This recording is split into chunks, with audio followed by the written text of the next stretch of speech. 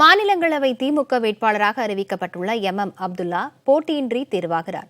46 வயதான அப்துல்லா திமுக வேட்பாளராக தேர்வானது எப்படி பார்க்கலாம். தமிழகத்தில் 3 மாநிலங்களவை உறுப்பினர் பதவிகள் காலியாக உள்ள நிலையில் ஓரிடத்துக்கு மட்டும் வருகிற 13ஆம் தேதி தேர்தல் நடைபெறுகிறது.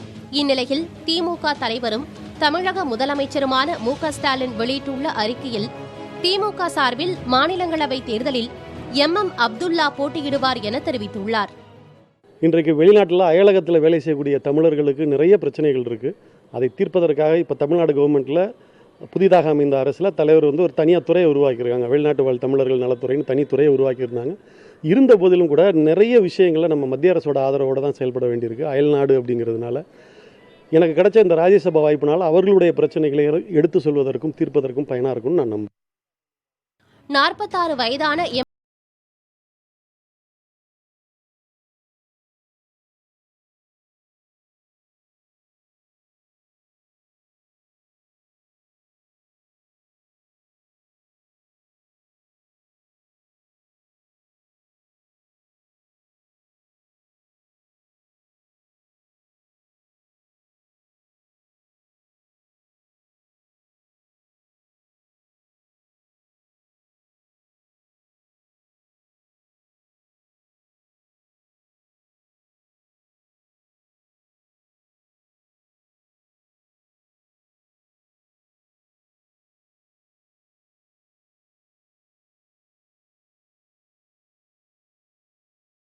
உள்ளதாகவும் அந்த அலுவலகத்தை கவனித்துக் கொள்ளும் வகையில் உதயநிதி ஸ்டாலின் பரிந்துரையில் எம் அப்துல்லா மாநிலங்களவை வேட்பாளராக அறிவிக்கப்பட்டுள்ளதாகவும் கூறப்படுகிறது.